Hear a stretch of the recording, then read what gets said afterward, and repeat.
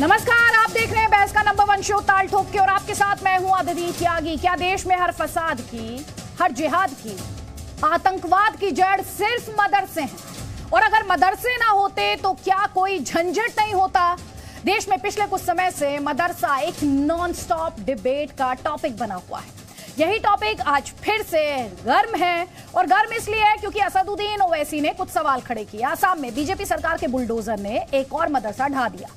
बंगाई गांव के इस मदरसे में किसी आतंकी कनेक्शन के लक्षण नहीं मिले। मदरसा इसलिए गिराया गया क्योंकि गैर कानूनी ढंग से बना था, ऐसी जगह बना था जो भूकंप के लिहाज से खतरनाक थी। तो दूसरा विवाद उत्तर प्रदेश से खड़ा हुआ। यूपी सरकार ने गैर सरकारी मदरसों के सर्वे का फैसला लिया। उन मदरसों का सर्वे होगा जो प्राइवेट हैं, यानी जो सरकार से फंड यानी पैसा नहीं लेते। 10 सितंबर से यह सर्वे शुरू होगा और 25 अक्टूबर तक इनका सारा चिट्ठा इकट्ठा किया जाएगा, इनका सारा डेटा। अब विवाद के पॉइंटर्स पर भी जल्दी से आ जाते हैं। एआईएमआईएम के चीफ असदुद्दीन ओवैसी ने इस सर्वे पर सवाल खड़े किए हैं। असदुद्दीन ओवैसी क्या कह रहे हैं? असदुद्दीन ओवैसी कह रहे हैं कि ये मिनी एनआरसी है। आरोप लगा रहे हैं कि मदरसों के बहाने मुसलमानों को टारगेट किया जा रहा है, और यही आरोप आसाम में हेमंत बिस्व शर्मा की सरकार पर भी लगे हैं कि कभी तो बुलडोजर से डराया जा रहा है, कभी मदरसों के सर्वे के नाम पर मुसलमानों की जो संस्थाएं हैं उन्हें नष्ट करने की कोशिश या साजिश की जा रही है, और मुसलमानों को टारगेट किया जा रहा है, उन्हें हैरेस किया जा रहा है। ये असदुद्दीन ओवैसी के आरोप हैं। आज क्या कुछ हुआ देखिए इस रिपोर्ट में।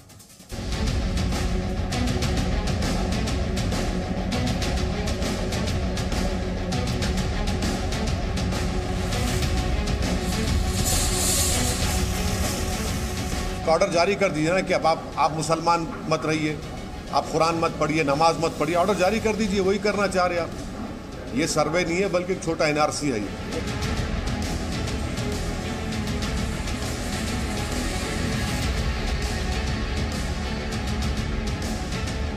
मदरसों के एजुकेशन सिस्टम और अच्छी हो, लगातार इसके लिए योगी सरकार काम कर रही है।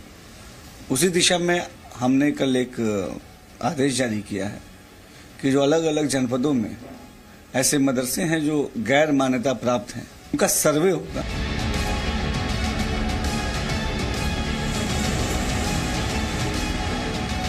मैं अपने मदरसे खोलूं, अपने पसंद के एजुकेशन इंस्टीट्यूट खोलूं, इसमें सरकार क्यों मुदाखलत करेगी? आप सर्वे क्यों करना चाह रहे हैं? आपको इससे लेना देना क्या है?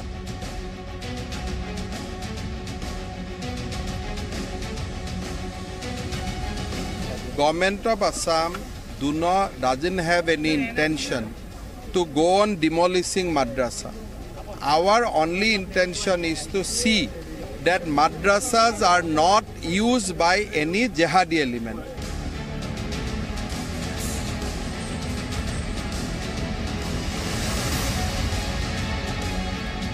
वो मदरसा तोड़ दिया, पर क्वेश्चन इज अगर इतना नेशनल सिक्योरिटी का प्रॉब्लम आसाम में हो रहा है, इसका मतलब होम मिनिस्टर फेल है।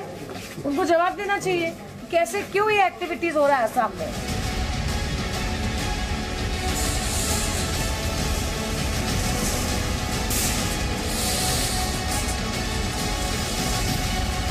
आसाम के मुख्यमंत्री जिस तरीके से काम कर रहे हैं वो उन्हें शोभा नहीं देता है।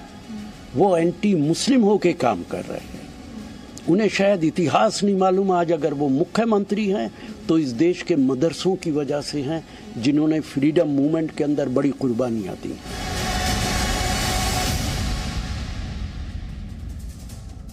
तो आपको बता देते हैं कई खास मेहमान हमारे साथ हैं इस वक्त। रतन शारदा जी, पहला सवाल मेरा आपसे है। आरएसएस समर्थक हैं आप। यहाँ पर असदुद्दीन ओवैसी जो बड़ा सवाल उठा रहे हैं, बार बार उनकी एक ही लाइन है कि मुसलमानों को हैरेस किया जा रहा है, मुसलमानों को जानबूझकर टारगेट किया जा रहा है। देखिए, मुझे बहुत बात पसंद आई ओवैसी की। उन्होंने कहा कि मिनी एनआरसी है। काश ये पूरा एनआरसी होता।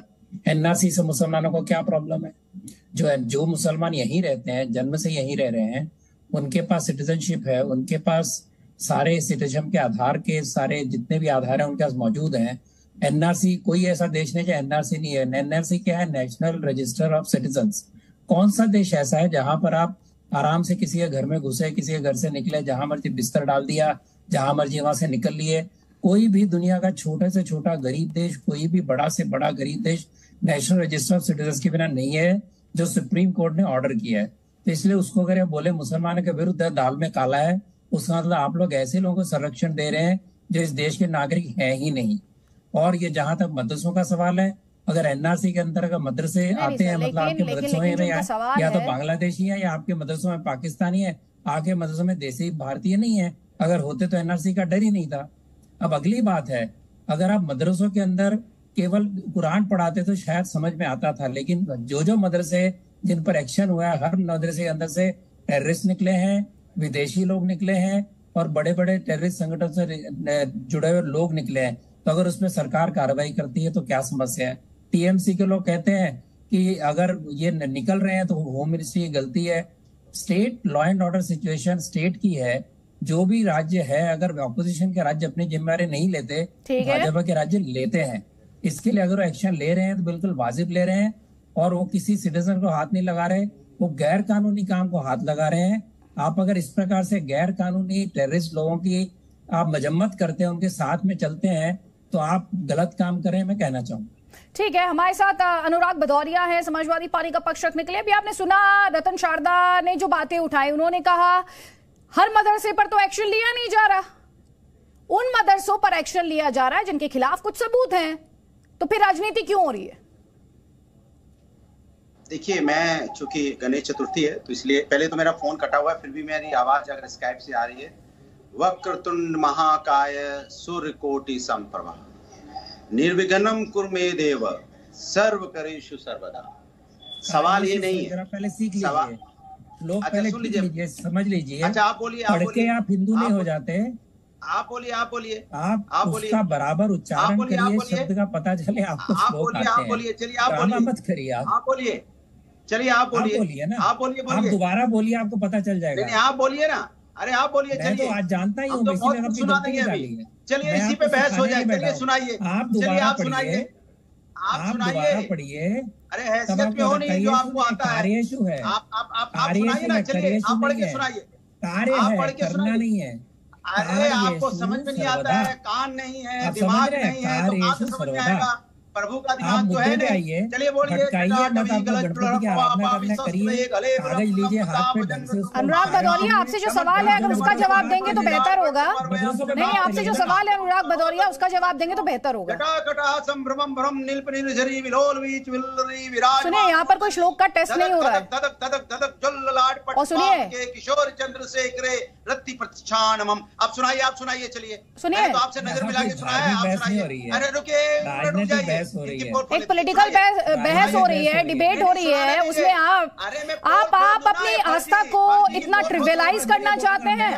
नहीं, आप अपनी आस्था को इतना ट्रिवियलाइज करना चाहते हैं कि एक पॉलिटिकल बहस में उसका आपको प्रदर्शन करना पड़ेगा, उसका वो दिखानी पड़ेगी, साबित करनी पड़ेगी। आपसे जो सवाल है मदरसे को लेकर, उस पर जवाब दे दीजिए अगर अनुराग भदौरिया आपके पास उसका जवाब है तो। नहीं, पहले पोल खुलने होगी। बताइए, आप सुनाइए, आपने टोका बहुत था, सुनाइए जरा। मैं तो बिना पढ़े सुनाया, आप सुनाइए, चलिए। सुनिए अनुराग भदौरिया, डिबेट में आपके टेस्ट के लिए नहीं कर रही हूँ कि आप रतन शारदा का टेस्ट लेंगे। ये करोड़ों दर्शक वक्त निकालकर बहस जो है वो मुद्दे पर देखते हैं। अगर आपको टेस्ट लेना है, अगर आपको इसी तरह का टेस्ट लेना है तो आई एम सॉरी, मैं एक सेकंड जाया नहीं करूंगी, आपको मुद्दे पर बात करनी है, आपको मुद्दे पर बात करनी है। अनुराग भदौरिया, जिन मदरसों पर एक्शन लिया जा रहा है उन मदरसों के खिलाफ पर्याप्त सबूत है, ये सरकार का स्टैंड है, इस पर आपका जवाब। टोक रहे थे तब आपने क्यों नहीं टोका? अनुराग भदौरिया, मुझे अपने काम के लिए आपकी नसीहत की जरूरत नहीं है। आप मुद्दे पर रहिए, नहीं करिए या हाँ कीजिए, कोई बात नहीं। अगर आपके पास सवाल का जवाब है, ये हिस्ट्रियोनिक्स नहीं, मुझसे फैक्ट्स पर बात कीजिएगा, फैक्ट्स पर बात कीजिएगा। मुझे सिंपल सा ये बताइए, जिन मदरसों पर एक्शन लिया गया है उनके खिलाफ पर्याप्त सबूत है, ये सरकार कहती है। आपका जवाब बोल ही रहे हैं, मुद्दे पर बोलिए सर, बोलना है तो मुद्दे पर बोलिए, दर्शकों का वक्त ज़ाया मत कीजिए। मुद्दे पे बोलूंगा, मैं बीजेपी नहीं तो भागूंगा, जैसे भाग के डिबेट में नहीं आए हैं, मैं बोलूंगा। लेकिन रतन शारदा जी ने टोका था कि आप गणपति का उच्चारण ठीक से नहीं कर रहे हैं, स्तुति का। तो मैंने उनको बोला, हमने तो पढ़ के सुना, चलिए हमने पढ़ के सुना दिया। फिर हमने बिना पढ़े भी शिव जी का, अब आप सुना दो, चलिए जो मैंने सुनाया सुनाइए और मैं आगे सुनाता हूँ। तो इसके मतलब अब आप जवाब सुन लीजिए, अब आपको नहीं आता है। चलिए ठीक है अनुराग भदौरिया, आप तो मुद्दे पर डिबेट नहीं कर पाए, कोई बात नहीं। अब मैं कमेंट यहाँ पर लूंगी, मैं तौसीफ अहमद खान यहाँ पर सरकार नहीं, कोई बात नहीं सर, अपनी बारी में जवाब दीजिएगा, आप इंतजार कीजिए अपनी बारी का। आपको वक्त की कीमत पता होनी चाहिए। जो दर्शक वक्त निकाल कर देखता है ना, वो मुद्दे पर बहस देखने आता है। हाँ, हाथ जोड़ लीजिए, कोई बात नहीं। तौसीफ अहमद खान, सरकार कह रही है जिन मदरसों पर हमने एक्शन लिया उनके खिलाफ पर्याप्त सबूत था। दिक्कत क्या है? इस पर राजनीति क्यों हो रही है? अगर यूपी सरकार सर्वे कराना चाहती है तो दिक्कत क्या है? राजनीति की क्या गुंजाइश है? नहीं, राजनीति तो यूपी सरकार करवा रही है। मदरसा में पढ़ाई लिखाई किया जाता है, दुनियावी तालीम के साथ दीनी तालीम भी दिया जाता है, इसमें कोई बुराई नहीं है। अब अगर हमारे देश का दुर्भाग्य है कि सालों से जो मदरसा में जो तालीम दी जा रही है उससे लोगों को कोई आपत्ति नहीं, और आज एक ऐसा एक राक्षस जैसा एक इंसान जो दूसरे धर्म वालों को जो है इंसान ही नहीं समझता, तो ऐसा एक दौर आया है, इस दौर को जो है झेलना पड़ेगा। कानून का जहां तक बात है तो अगर कोई एक्शन सरकार लेगी इलीगल, उसके खिलाफ कोर्ट जाएंगे। अगर उनको बिना हिंदू मुस्लिम किए उनको लगता है कि वोट नहीं ले पाएंगे तो वो यही काम करेंगे। तो मदरसों से दुश्मनी कैसा? मदरसा जहां पे दीनी और दुनियावी तालीम दी जाती है, तालीम से दुश्मनी कैसा? आज अगर मदरसे में बच्चे तालीम पा रहे हैं, एक सिविलाइजेशन का हिस्सा है, वो देश का भविष्य है। मदरसा से बहुत ऐसे लोग हैं जो मदरसों का मॉडर्नाइजेशन नहीं होना चाहिए। केरल के गवर्नर आरिफ मोहम्मद खान साहब ने कितनी बार ये कहा कि मदरसों का मॉडर्नाइजेशन होना चाहिए। तो जो शब्द आप इस्तेमाल कर रहे थे पॉलिटिकल डिबेट में, राक्षस, आपके हिसाब से जितने भी मॉडर्नाइजेशन की बात करते हैं मदरसों के, वो आपकी नजर में राक्षस है? अदिति जी, राक्षस कौन होता है जानती है? जो अपने अहंकार में चूर होता है, जो सोचता है कि उसका इतना पावर हो गया है कि वो कभी नहीं मरेगा, वो अमर हो गया है, वो अपने आप को राक्षस समझता है। राक्षस का यही डेफिनेशन है, जो दूसरे लोगों को अपने से नीचे समझता है और दूसरे लोगों पे जुल्म करता है, खासतौर पे कमजोर लोगों पे, गरीबों पे जो जुल्म करता है, वो राक्षस होता है। आप कहिए कि राक्षस का क्या डेफिनेशन है? आज कलयुग के दौर में राक्षस का डेफिनेशन तो है, और राक्षस कौन है ये आपके सामने जनता अभी जो दूसरे मेरी बात ध्यान से जो है सुन लीजिए, थोड़ा सा सुर और असुर पर होमवर्क कर लीजिए। आपके पास अब वक्त है, थोड़ा सा होमवर्क कर लीजिएगा। राजनीति में अतिशयोक्ति अक्सर देखने को मिलती है, लेकिन थोड़ा सा फैक्ट भी ले आने चाहिए, तथ्य भी ले आने चाहिए, उससे जनता को कुछ सीखने को मिलता है। असदुद्दीन ओवैसी, जिनके द्वारा आज कई आरोप लगाए गए। असदुद्दीन ओवैसी जी, बहुत बहुत स्वागत है जी न्यूज के लिए। ये सर्वे जो है गलत है, और गलत इसलिए है, ये सर्वे उत्तर प्रदेश के मदरसा एजुकेशन बोर्ड के रजिस्टर्ड नहीं है, ये प्राइवेट मदरसे हैं, अनएडेड है, सरकार से इनको कोई ग्रांट नहीं मिलती है। तो आपको इसका सर्वे करने का मकसद क्या है? भारत के संविधान में आर्टिकल 30 के तहत कोई भी माइनॉरिटी अपने पसंद के एजुकेशन इंस्टीट्यूट को खोल सकता है। आप उसमें क्यों मदाखलत करेंगे, इंटरफेयर करेंगे? आप ये सर्वे करके क्या जानना चाहते? भैया बताइए ना, आखिर क्या है? हमको तो जानना चाहिए कि आप क्यों सर्वे करना चाह रहे हैं। आप ये सर्वे इसलिए करना चाह रहे हैं क्योंकि आप वहाँ पर उसको मुसलमानों को हैरास करेंगे, और आपको राइट क्या है सर्वे करने का, वो पूछने का जाकर कितने लोग हैं। और ये सर्वे, ये जो मदरसे हैं मैडम, ये उत्तर प्रदेश में कुछ छुपे हुए नहीं है, खुलेआम चल रहे हैं। मगर आप सर्वे करने का आपका मकसद क्या है? आपका मकसद एक ही है कि हैरास करना, फिर आप बोलेंगे नहीं ये मत पढ़ाओ, वो मत पढ़ाओ। आपको एक बात बता रहा हूँ मैडम, कि जो उत्तर प्रदेश में जो मदरसे सरकार से रजिस्टर्ड और रिकग्नाइज हैं, 5 साल से उनको तनख्वाह नहीं दी गई है। आप उनको तो तनख्वाह दीजिए पहले। आप ये सर्वे, आप चलिए, आप ये सर्वे क्या विद्या मंदिर में करेंगे, सरस्वती शिशु विहार में जाकर करेंगे ऐसे सर्वे? आप मिनी एनआरसी को लेकर जो आपका स्टेटमेंट है सर, वो एक बड़ा स्टेटमेंट है। आपने अगर ये स्टेटमेंट दिया है तो आपके मन में वो आशंकाएं कौन सी हैं? आपको क्या लग रहा है कि सरकार क्या करना चाह रही है? इतना डर क्यों लग रहा है आपको इस मिनी एनआरसी से? देखिए मैडम, सबसे पहली बात तो यह है कि क्या इस तरह के सर्वे उत्तर प्रदेश की सरकार विद्या मंदिर, सरस्वती शिशु मंदिर में कर रही है? नहीं कर रही है, क्यों नहीं कर रही है? और मैं आपको बार बार ये कह रहा हूं कि आप ये सर्वे करके इन मदरसों में आप हैरेसमेंट करेंगे, तकलीफ देंगे, और ये बीजेपी का जो लार्जर एजेंडा है कि मदरसों के ताल्लुक से जो बीजेपी कहती है कि यहाँ पर नफरत की तालीम दी जाती है, सरासर झूठ है। भाई आप ये समझते हैं कि मुसलमान अगर बैकवर्ड है तो मदरसों की वजह से, तो इसकी ये इसलिए कहते हैं क्योंकि उनको इस्लाम के बारे में मालूम नहीं। ये मदरसे क्यों चलते हैं, क्यों बनाए जाते हैं? ये मदरसे इसलिए बनाए जाते हैं ताकि एक मुसलमान में से कोई मौलाना निकले, मुफ्ती निकले, आलिम दीन निकले, जो कुरान समझाए, जो हदीस समझाए, जो मुफ्ती बन सके। और ये तो सिर्फ नफरत की बुनियाद पर ये सर्वे किया जा रहा है। मैं बार बार ये सवाल कर रहा हूं कि ये सर्वे विद्या मंदिर में, सरस्वती शिशु मंदिर में क्यों नहीं किए जा रहे हैं? नहीं, लेकिन हमको बताए ना सरकार। जी, आपका सवाल अपनी जगह है असदुद्दीन ओवैसी जी, लेकिन यहाँ पर सवाल एक और है। आप जो बातें रख रहे हैं, अगर कल को यूपी सरकार कहे कि वो जिन स्कूलों का जिक्र आप कर रहे हैं वहां पर भी सर्वे करा देगी, तो फिर आपको क्या कोई आपत्ति नहीं है इस पर? मैडम, मैं ये कह रहा हूं कि उत्तर प्रदेश के पूरे स्कूल्स का, गवर्नमेंट स्कूल्स का भी करवा लीजिए सर्वे। कितने बच्चियों के स्कूल में टॉयलेट है, डेटा आ जाए। कितने स्कूल्स में लाइट का कनेक्शन है, डेटा आ जाए। कितने गवर्नमेंट के स्कूल्स में फर्नीचर है, डेटा आ जाए। कितने गवर्नमेंट के स्कूल्स में टीचर्स की वैकेंसी है, वो डेटा आ जाए। कितने स्कूलों में अगर कोई अपर कास्ट का आदमी खाना पकाता है, तो दलित अगर खाना पकाता है तो अपर कास्ट के बच्चे खाना नहीं खाते, वो भी आ जाए।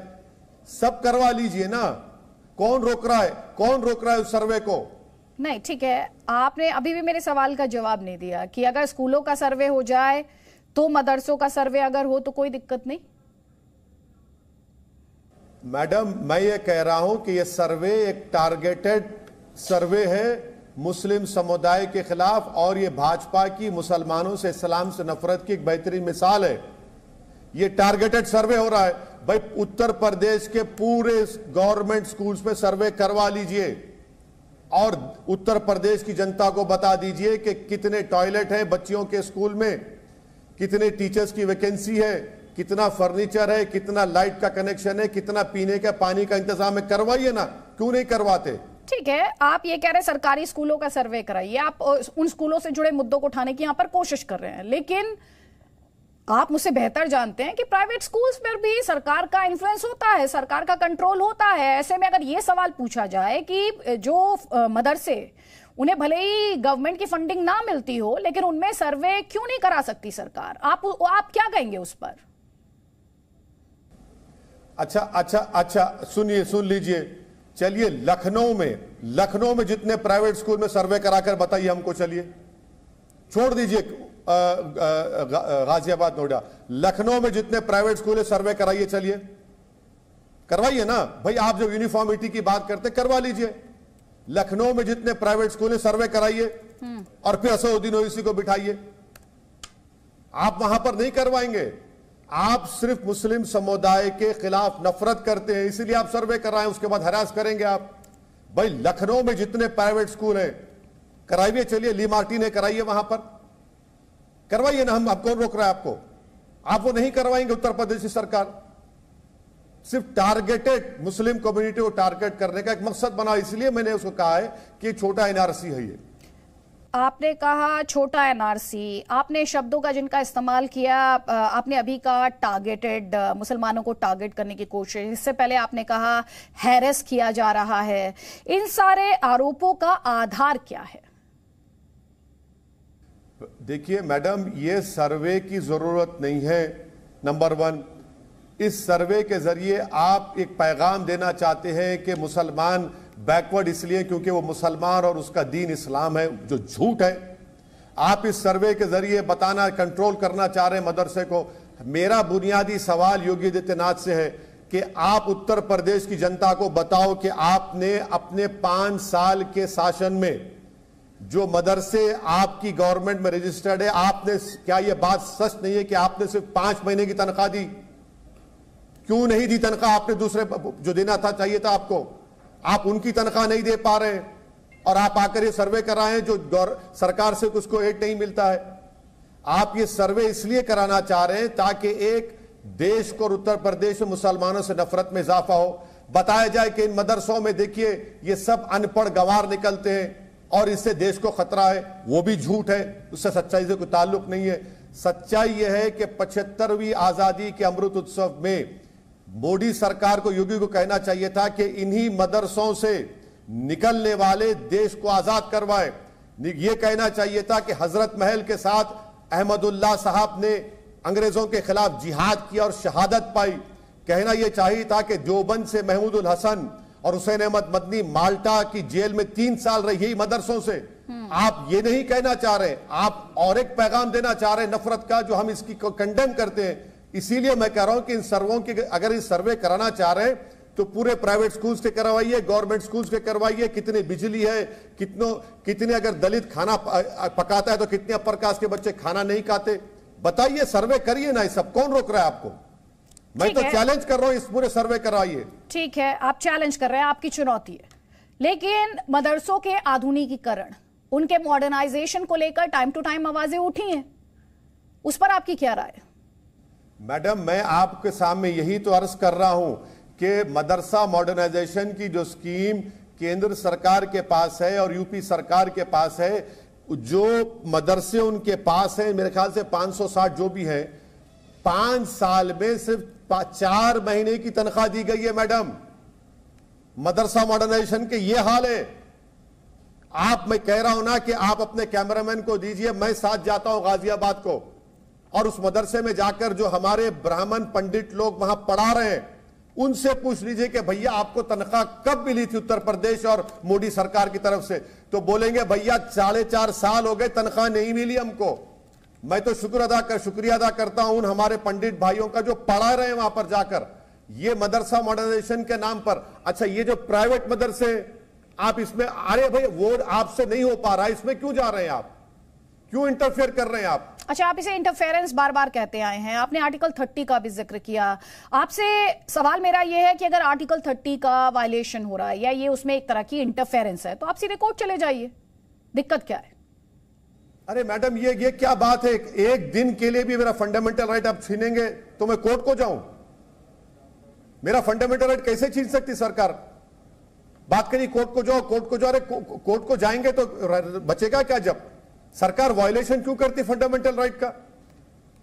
आर्टिकल 30 का फंडामेंटल राइट है, और राइट टू एजुकेशन एक्ट भी उन स्कूलों पर अप्लाई नहीं होता जो माइनॉरिटी स्कूल्स हैं, तब भी आप उसमें मुदाखलत कर रहे हैं। हम ये एक सवाल कर रहे हैं कि आप सर्वे कराना है ना, आप प्राइवेट स्कूल्स का, गवर्नमेंट, उत्तर प्रदेश के गवर्नमेंट स्कूल्स का करवा लीजिए। उसमें पूछिए कि बच्चियों के स्कूल में, महिला जब हमारे बेटियां जाती है, कितने टॉयलेट्स हैं, कितने स्कूलों में बिजली है, कितने स्कूलों में साफ पानी मिलता है, कितने स्कूलों में जब बारिश होती है तो विजुअल्स जी टीवी पर दिखाए गए टीचर बच्चों से कह रही है कि बेटा कुर्सी रखो, मैं पानी में कदम नहीं रखूंगी, कुर्सी पे कदम रख के जाती है। अरे आप सर्वे करवाइए ना, वो क्यों नहीं करवाते आप शिशु विहार में कराइए, सरस्वती मंदिर के स्कूलों में करवाइए। आप सिर्फ टारगेट कर रहे हैं एक समुदाय को, मुसलमान को, इस्लाम को बदनाम करने के लिए। यह मेरा चार्ज है उत्तर प्रदेश की सरकार के खिलाफ। ठीक है, आप कह रहे हैं कि मुसलमानों को बदनाम करने की ये साजिश है, लेकिन मैं फिर से आपसे सवाल पूछ रही हूं जिस सवाल का जवाब आपने नहीं दिया। मैं कंप्लीटली एक्सेप्ट करती हूं कि फंडामेंटल राइट्स का वायलेशन, जैसा कि आप दावा कर रहे हैं, हो रहा है, उसकी कोई गुंजाइश एक डेमोक्रेटिक कंट्री में नहीं होती है जिसमें कॉन्स्टिट्यूशन को फॉलो किया जाता है। लेकिन सर, उस फंडामेंटल राइट को अपहोल्ड करने के लिए क्या आप जाएंगे कोर्ट? मैडम, कोर्ट जाएंगे नहीं जाएंगे ये सब मदरसे के लोग हम बात करेंगे, हम भी बताएंगे, मगर हर वक्त अगर बोलना है कोर्ट को चले जाओ, कोर्ट को चले जाओ, फिर सरकार भी बंद कर दीजिए ना। सुप्रीम कोर्ट के चीफ जस्टिस ऑफ इंडिया को प्राइम मिनिस्टर बना दीजिए, इलाहाबाद हाई कोर्ट के चीफ जस्टिस को बोलिए कि आप मुख्यमंत्री बन गए। ये क्या बात है? कोर्ट को जाइए, कोर्ट को जाइए। अब आप वायलेशन क्यों करते हैं?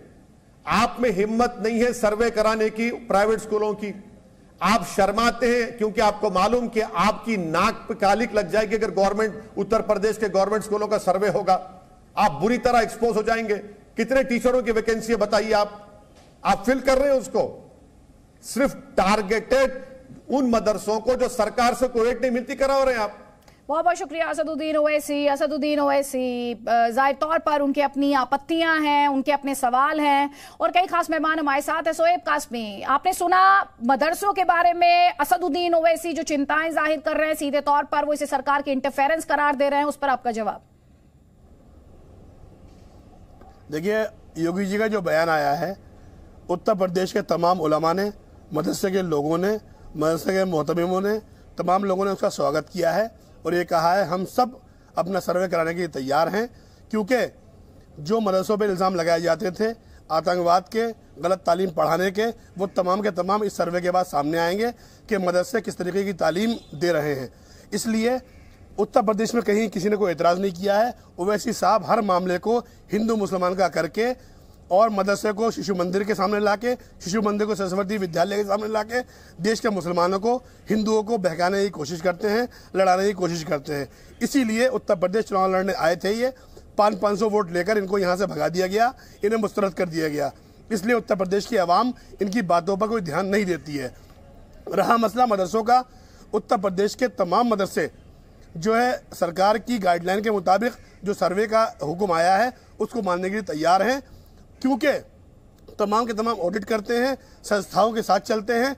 अगर कोई कुछ मदरसे ऐसे हैं कि जो प्रॉपर नहीं है, उनको टाइम दिया गया है कि अपने कागजात आप पूरे करिए और सरकार को बताइए कि आप किस तरीके की तालीम दे रहे हैं और क्या दे रहे हैं। ये मदरसों के लिए बहुत अच्छी बात है। सरकार मदरसों के खिलाफ नहीं है, सरकार की कोई नीयत के अंदर खोट नहीं है, मगर ओवैसी जैसे लोग जो चाहते हैं कि देश का मुसलमान हिंदू के सामने रहे, हिंदू मुसलमान के सामने रहे, हर मामले में राजनीति चमकाने की कोशिश करते हैं। इसलिए ऐसे लोगों की बातों पर देश के मुसलमानों को और मदरसे के उलमा को ध्यान नहीं देना चाहिए। उत्तर प्रदेश सरकार मदरसों का उत्थान चाहती है और चाहती है कि मदरसे आगे बढ़ें, अच्छी तालीम दें। जिस तरीके से राष्ट्रीय एकता के लिए मदरसे वालों ने झंडा फहराया और राष्ट्रीय एकता के अंदर 15 अगस्त को इन सब के इरादों को नाकाम कर दिया, उससे ओवैसी जैसे लोग और ये लोग बहुत ज्यादा भयभीत हो गए हैं, क्योंकि ये जानते हैं कि राष्ट्र एकता की तरफ बढ़ रहा है। राष्ट्रीय एकता, अखंडता जो है वो सरपरिय है और आज देश का मुसलमान मुख्य धारा के अंदर आगे बढ़ रहा है। इसलिए ओवैसी के पेट में दर्द हो रहा है और ये कभी हैदराबाद की, कभी तेलंगाना की बात नहीं करते हैं, हमेशा बात मुजफ्फरनगर, सहारनपुर और मेरठ की करते हैं। इसलिए ओवैसी जी को चाहिए कि अपने इलाके की बातें करें, यूपी के मुसलमानों को बहकाने की कोशिश ना करें। सैयद असीम वकार, यूपी के मुसलमान को बहकाने की कोशिश ना करें। यूपी के मुसलमान ने इलेक्शन में जवाब दिया था, हिंदू को मुसलमान के सामने लाकर खड़ा करने की राजनीति करते हैं असदुद्दीन ओवैसी। अभी आपने सुन लिया, आपका जवाब। ये है कौन जिसको जवाब दें हम? ये सरकार से है, आपके चैनल से है, ये बीजेपी की ऑफिशियल टीम से है। Who is this? ये कौन है? तुम्हारी तरह अगर ठीक से मेडिकल चेकअप कर लेंगे तो मुसलमान भी नहीं सट्टेबाज नहीं है। जो लखनऊ में सट्टे का कारोबार करते हो तुम, वो नहीं है। एक सेकंड लखनऊ में सट्टा चलाते हो पार्टी की आड़ में। नहीं, निजी टीका टिप्पणी नहीं, मुद्दे पर रहेंगे, तार्किक तौर पर बात करेंगे तो बेहतर होगा। एक सेकंड शोएब कासमी जी, सट्टे का मटका चलाते हैं। नहीं, शोएब कासमी जी एक सेकंड, शोएब कासमी जी प्लीज मुद्दे पर रहिए आप भी, और सैयद असीम वकार आप भी, क्योंकि आपके ओपोनेंट्स का जो व्यू पॉइंट है, आपकी लाइन ऑफ आर्ग्यूमेंट के खिलाफ जो व्यू पॉइंट है वो यही व्यू पॉइंट है। और दूसरा भाई, आप इसी देश में राजनीति करते हैं ना, और आप तो खुद ही कहते हैं, ओवैसी साहब खुद ही कहते हैं मुसलमानों अपना नेता चुन लो, उसमें भी मुसलमानों को लेकर भी आप सिलेक्टिव हैं क्या? योगी जी को आपने प्रोड्यूस किया, जैसे प्रोजेक्ट किया कि जैसे बहुत हमदर्दी मुसलमानों से, एकदम प्यार उमड़ आया मदरसों के लिए। आपने कौन सा प्रोजेक्ट? नॉन एडेड मदरसे हैं उनका सर्वे। नहीं सुनिए, तो जो नॉन एडेड मदरसे हैं उनसे बहुत मोहब्बत आ गई कि बस अब मुसलमानों की शिक्षा का इंतजाम हो जाएगा। वो जो एडेड मदरसे हैं उत्तर प्रदेश में, जो पहले से सरकार द्वारा संचालित हैं, जिनकी तनख्वाहें सरकार से आ रही हैं, उनकी तनख्वाहें दिला दीजिए आदित्य जी। पिछले 5 साल से तनख्वाह नहीं दी गई है किसी एक भी मदरसा टीचर को। तो ये कौन सी मोहब्बत है? ये जानना चाह रहा था मैं। ये जितने बैठे हुए हों यहाँ पर, जिनको सरकार से हमदर्दी है और जिनको, ओए देखो बात सुनो पहले, देखो तुमको मैंने भी कहा तुम ठीक से बोलो, बिल्कुल ठीक से। औकात के अंदर रह के बात करना। एक सेकेंड, सैयद असीम वकार, भाषा पर कंट्रोल, ये तरीका नहीं है, ये तरीका नहीं है। मुद्दे पर बात कीजिए, दूसरों को इस तरह के शब्दों का इस्तेमाल मत कीजिएगा सर इस डिस्कशन में। एक सेकेंड, के अंदर रह के बात नहीं, आप किसी से इस तरह से बात नहीं कर सकते सर, आप इस तरह से किसी से बात नहीं कर सकते। और जब आप इस तरह से बात करते हैं तो दरअसल आपकी तार्किक कंगाली दिखती है सर। तो मुझे तो लगता है आप एआईएमआईएम के वरिष्ठ प्रवक्ता हैं, आप इससे बेहतर लहजे में तार्किक तौर पर अपनी पार्टी का स्टैंड रख सकते हैं। निजी हमले क्यों कर रहे हैं किसी पर? आपको उनकी लाइन ऑफ आर्ग्यूमेंट अच्छी नहीं लग रही, मैं समझ सकती हूं, तो आप उसे अपनी लाइन ऑफ आर्ग्यूमेंट में जवाब दे दीजिए। नहीं, आप निजी हमले कर रहे हैं उन पर। सुनिए, आपको जवाब दूंगा, सरकार का प्रवक्ता बिठा लीजिए या बीजेपी का बिठा लीजिए। मैंने पहले ही पूछा कौन है ये क्या करेंगे? ये तनख्वाह दिला देंगे 60 महीने से जो नहीं मिली है? हम मदरसे के फारिग हैं, ये वादा करें भी, फारिग हैं, हम मदरसे चलाते हैं। सुन लीजिए, वो बता रहे हैं आपको कौन है। वादा करें, मैं अब इनसे कह देता हूं, जवाब सुन लीजिए उनका कि वो कौन है, वो आपको खुद बता रहे हैं। सुन लीजिए, हम मदरसे में 20 साल गुजारे हैं हमने, हम मदरसे चलाते हैं पूरे देश के अंदर। हम वो हैं, बताओ तुम क्या हो? जानते हो मदरसे में क्या पढ़ाया जाता है? किसी मदरसे में गए हो कभी? शराब पीने वाले, सट्टा चलाने वाले। एक सेकेंड, शोएब कासमी जी जो बात करें उनसे सर, मैं आपको नहीं कह रही हूँ। एक सेकंड, दोनों के ऑडियोज डाउन प्लीज, दोनों के ऑडियोज डाउन, दोनों audio down right now please. ये स्पष्ट करते हुए, पैनलिस्ट की राय निजी राय होती है, चैनल उसे एंडोर्स नहीं करता है। हमारी कोशिश ये रहती है कि बात तार्किक तौर पर हो और मुद्दे पर हो। और पैनलिस्ट से भी हम यही कहते हैं कि निजी कमेंट्स करने के बदले, सर्टिफिकेट बांटने के बदले, निजी आरोप लगाने के बदले अगर आप मुद्दे पर रहेंगे तो दर्शकों को ज्यादा फायदा होगा। और ये डिस्कशन दर्शकों के लिए, ये डिस्कशन 5 लोगों के लिए नहीं है जो डिस्कशन में आकर बैठे हैं। और आप सभी को आपके व्यू पॉइंट के लिए बुलाया गया है, तो भाषा की मर्यादा का ध्यान रखिए और संयम के साथ बात कीजिए प्लीज। प्लीज कासमी जी बात पूरी कीजिए। मैं ये कह रहा हूं, मुद्दा जो है वो उत्तर प्रदेश में सर्वों का है। मदरसों का सर्वे होना चाहिए। कुछ मदरसों पे इल्जाम लगे थे और आसाम के अंदर कुछ मदरसों में ऐसे संदिग्ध लोग पकड़े गए हैं जिनका आतंकवाद से कनेक्शन निकला है। इसलिए हमारे उत्तर प्रदेश के मदरसों को भी सरकार के हुक्म को मानना है। इसीलिए तमाम देश के उलमा ने, खासतौर पर यूपी के मदरसों के लोगों ने योगी जी के बयान का स्वागत किया है और मदरसे वाले अपना सर्वे कराने को तैयार हैं। और सरकार ने टाइम दिया है कि आप 1 महीने में, डेढ़ महीने में कागजात तैयार कर लीजिए। छोटी मोटी कमी है उसको पूरा कर लीजिए। ठीक है सैयद असीम वकार, कोई एतराज नहीं है, ओवैसी जी को एतराज है। ठीक है, आप कह रहे हैं कि यूपी में जो मदरसे हैं जिन्हें सर्वे कराना है उन्हें एतराज नहीं। दाढ़ी रख के, टोपी लगा के शराब सर आप निजी टीका टिप्पणी कर रहे हैं सैयद असीम वकार, सैयद असीम वकार आप निजी टीका टिप्पणी कर रहे हैं। और एक एआईएमआईएम के आप प्रवक्ता हैं, बैरिस्टर ओवैसी के आप यहाँ पर प्रतिनिधित्व कर रहे हैं। उन्हें बिल्कुल अच्छा नहीं लगेगा जिस तरह की भाषा का आप इस्तेमाल कर रहे हैं। सर अपनी पार्टी के लिए जो आपका दायित्व है उसको तो कम से कम उसके साथ तो जस्टिस कीजिए। आपकी पार्टी की लाइन ऑफ आर्ग्यूमेंट को लेकर जो सवाल है, जो पॉलिटिक्स कर रही है आपकी पार्टी, उससे जुड़े जो सवाल है उनका जवाब दीजिए। सर इतना उत्तेजित होने की क्या बात है इसमें? निजी टीका टिप्पणी क्यों कर रहे हैं आप लोग एक दूसरे पर? आप लोग भटकाना, मुसलमानों को बहकाना। आप सर एक बात समझ लीजिए, अभद्र भाषा कोई भी इस्तेमाल करे, मैंने हर बार ऑब्जेक्ट किया और मुझे आपकी अदालत में पेशी नहीं देनी है। सर अगर आपको किसी तरह की आपको लग रहा है कि मैं आपके सामने पेशी दूंगी, जनता ने देखा ये पूरा शो है, ये मैं आपको भेज दूंगी, देखिएगा खुद से। हो सकता है उसके बाद आप दोनों को अपने पर शर्म आए, उसके बाद हो सकता है आप दोनों को लगे कि आपने एक लाइन क्रॉस की थी। क्यों नहीं बात कर रहे हैं? आपने एक लाइन क्रॉस की थी डिबेट करने की। सुनिए, अगर आप में क्षमता नहीं है डिबेट करने की तो आप मदरसों में बात करिए, मदरसों में बात करिए, ना बनाया कीजिए। और अगर आपको लगता है कि मैं आपके पैनल के काबिल नहीं हूं तो मुझे आप हटा दीजिए।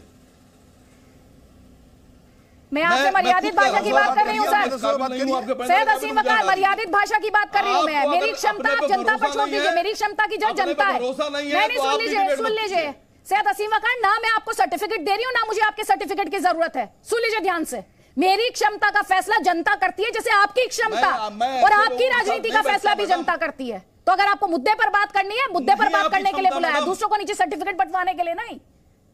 आप टीआरपी चाहती हैं, आप टीआरपी छोड़ दीजिए, जनता तय कर लेगी। टीआरपी की चिंता आप मत कीजिए, टीआरपी आप छोड़ दीजिए।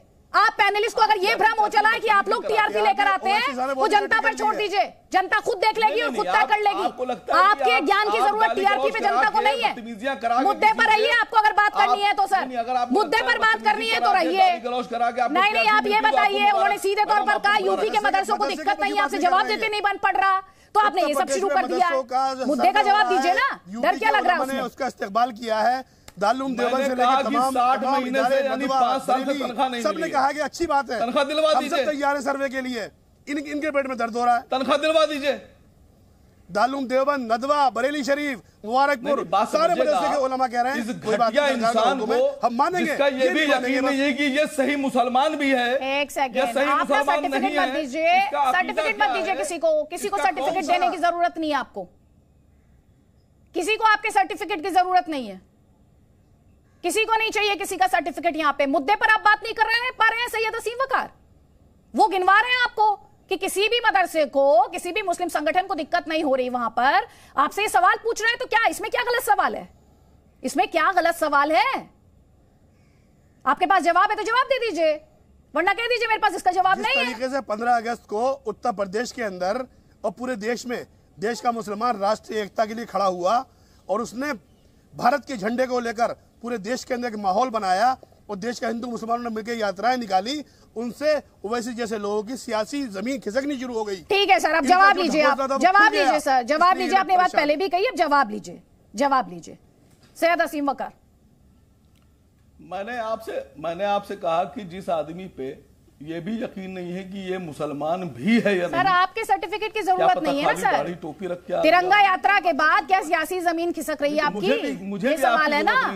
सवाल आप ये बताइए, कितने मुस्लिम, सुनिए सर, उत्तर प्रदेश में कितने मुस्लिम संगठनों ने इस पर आपत्ति दर्ज कराई है? आपके पास लिस्ट होगी, आप गिनवा दीजिए ना कि उन्हें दिक्कत है, वो आपत्ति दर्ज करा रहे हैं, वो प्रोटेस्ट कर रहे हैं, बता दीजिए। चलिए, मैं आपसे कह रहा हूं कि 5 साल से तनख्वाह नहीं मिली मदरसा शिक्षकों को, आप दिलवा दीजिए। क्यों नहीं दिलवा? सर्वे का विरोध कर रहे मुस्लिम संगठनों, मुस्लिम बॉडीज के नाम बता दीजिए। मदरसे के सर्वे के बारे में एक सेकंड, कासमी जी, के अलावा आपके पास जवाब नहीं है मैडम, आपके पास जवाब नहीं है। अच्छा, जब आप लाजवाब हो जाते तो आप दूसरों को कहने लगते जवाब नहीं है। शराबखोर बैठा है ना, शराबखोर, ये दाढ़ी वाला शराबखोर। यही एक लाइन ऑफ आर्गुमेंट बचती है। आप बता दीजिए 5 नाम ऐसे मुस्लिम संगठनों और बॉडीज के जिन्होंने यूपी सरकार के इस फैसले पर सवाल उठाए। जल्दी से, जल्दी से। इसके चक्कर में कहां पड़ी है? निजी टीका टिप्पणी, आपका डिफेंस यही है कि किसी पर निजी हमले करना, किसी पर निजी हमले करना, ये एआईएम का डिफेंस है। बैरिस्टर ओवैसी की पार्टी का ये डिफेंस करते हैं। बैरिस्टर ओवैसी की पार्टी का डिफेंस है ये। नहीं बता देते हैं, मौजूदी बता देते हैं। एक सेकेंड, कासमी जी रुक जाइए, एक सेकेंड रुक जाइए। ना, बैरिस्टर साहब लॉजिक पर बात कर लेते हैं। 60 महीने चुप, बदतमीज कहेगा, बैठा रहे, चुपचाप बैठ, बदतमीज कहेगा। सैयद असीम वकार, आप किसी को नहीं बताएंगे कौन चुप बैठेगा और कौन बोलेगा। अगर इस लहजे में आप बात करेंगे सर और मुद्दे पर बात नहीं करेंगे तो आप जा सकते हैं सर। प्लीज, किसी भी पैनलिस्ट के साथ इस लहजे में बात करने की परमिशन नहीं दी जा सकती है। टीवी पर आप आते हैं, करोड़ों लोग आपको देखते हैं, तो कोई दायित्व है उन लोगों के प्रति। ठीक है, चले गए हैं वो, क्योंकि उनके पास सवालों का जवाब नहीं था। जब यह पूछा गया उनसे कि यूपी में बता दीजिए ऐसे मुस्लिम संगठन और बॉडीज के बारे में जो इसके खिलाफ प्रोटेस्ट कर रही हूं, जो इस पर सवाल उठा रही हूं, तो सैयद असीम वकार के पास इसका कोई जवाब नहीं है और वो इस डिस्कशन से जा चुके हैं। खैर ठीक है, लोकतंत्र है, जिसे इस डिस्कशन में हिस्सा लेना है वो रहे, जिसे मुद्दे पर बात करनी है वो रहे, लेकिन मर्यादित तरीके से, संयम के साथ, क्योंकि जी न्यूज पर हमारी कोशिश इस मुद्दे से जुड़े हर पहलू को दर्शकों को समझाने की है। जल्दी से कासमी साहब, आप अपनी बात पूरी कर लीजिए जल्दी से, और उसके बाद अनुराग भदौरिया और तौसीफ प्लीज। देखिए, बहुत दिनों से मदरसों के बारे में कई ऐसे शुकूक शुबहात पैदा हुए थे जिनको देखते हुए मदरसे पर आपत्ति कई जगह हुई थी, और सरकार ने जो हुक्म दिया है उत्तर प्रदेश सरकार ने सर्वे का, उसका तमाम मसलक के देवबंदी, बरेलवी, अहलदी, जमात इस्लामी सभी इदारों ने स्वागत किया है। सब ने कहा है कि हम सर्वे कराने के लिए तैयार हैं, सरकार आए, जो डॉक्यूमेंट सरकार चाहती है वो हम देंगे, और जिनके पूरे नहीं है डॉक्यूमेंट्स वो भी पूरे कर लेंगे।